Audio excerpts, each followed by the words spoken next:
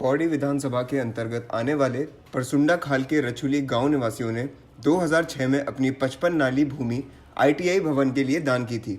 पूर्ववर्ती कांग्रेस सरकार में उच्च शिक्षा मंत्री रहे हीरा सिंह बिष्ट व उस दौर के शिक्षा मंत्री नरेंद्र सिंह भंडारी द्वारा उक्त भूमि पर आईटीआई भवन बनाने की स्वीकृति दी गई थी, जिसके बाद इस भवन का निर्माण कार्य शुरू हो गया। मगर निर्माण कार्य पूरे होने के 2 साल बाद भी अब तक इस भवन में आईटीआई की कक्षाएं संचालित नहीं हो पा रही हैं। इसके साथ ही 2.5 करोड़ की लागत से बने ये भवन दिन प्रतिदिन क्षतिग्रस्त हो रहा है।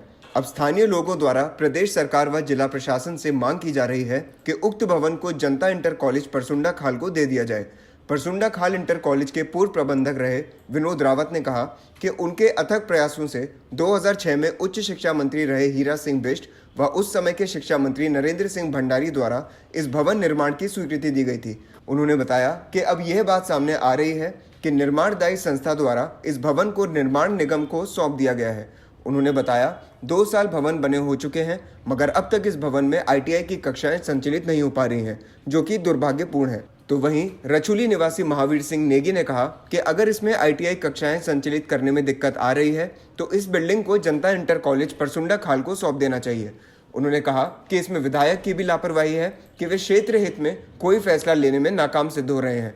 उन्होंने कहा कि अगर यूं ही चलता रहा तो आने वाले दिनों में 2.5 करोड़ की बिल्डिंग खंडेर में तब्दील हो जाएगी, जिसकी पूरी जिम्मेदारी जिला प्रशासन व प्रदेश सरकार की होगी। खेत के साथ बताना चाहता हूँ कि प्राविधिक शिक्षा मंत्री हीरा सिंह बिष्ट जी थे और हमारे माननीय शिक्षा मंत्री उस समय 2006 की बात है ये, माननीय नरेंद्र सिंह भंडारी जी वो शिक्षा मंत्री थी। ये बिल्डिंग इसके लिए हमने 55 नाली, हमारे ग्राम सभा ने 55 नाली जमीन ये दान के रूप में रजिस्टर्ड करवाई थी।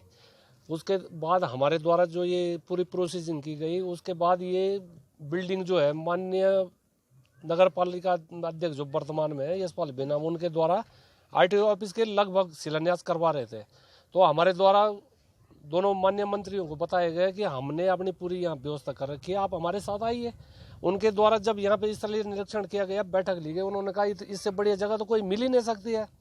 तो ये उसके बाद ये बिल्डिंग बननी शुरुआत में हुई। उससे पहले मैं प्रबंधक था इंटर कॉलेज परसुंडा खाल का, तो मेरे द्वारा 2 कमरे जो हैं दिए गए। उसमें 3 साल कोर्स चला है स्विंग इसका डाटा एंट्री ऑपरेटर का, और इस दौरान ये बिल्डिंग बनी।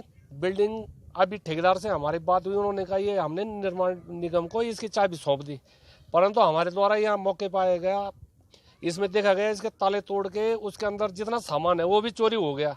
और इससे पूर्व यहाँ पे एक बिल्डिंग हुआ करती थी पशुपालन की, वो बिल्डिंग वैसे ही बर्बाद हुई थी। तो हम शासन प्रशासन और खासकर इस विधायक जी को ये निवेदन करना चाहते हैं कि तुमने कल यहाँ जनता से वोट मांगने जाना है तो किस विषय पे जाओगे। आईटीआई भवन जो है मेरे ख्याल 2 वर्ष पूर्व बन करके तैयार हो गया है, आज तक बिल्कुल कंप्लीट है और लावारिस हालत में पड़ा हुआ है।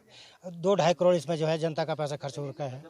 इससे पहले भी अगर इस बिल्डिंग का सदुपयोग नहीं किया जाता है, इसमें क्लासेस शुरू नहीं की जाती है, अगर कोई बाध्यता सरकार के पास है कि हम आईटीआई शुरू नहीं कर सकते हैं, तो हमारा निवेदन है कि हमारा बगल में इंटर कॉलेज जनता इंटर कॉलेज है, उसके पास भी कक्षाओं का जो है अभाव है, तो फिलहाल इसको जो है वहाँ स्थानांतरण कर दिया जाए।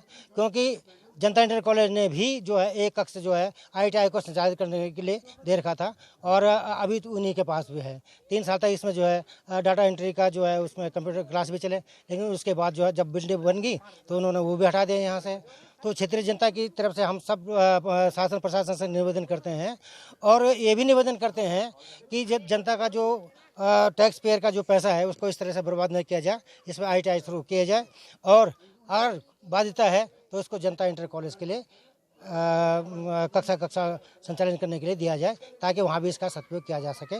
न्यूज़ स्टूडियो उत्तराखंड के लिए पौड़ी से मुकेश बचेती की रिपोर्ट।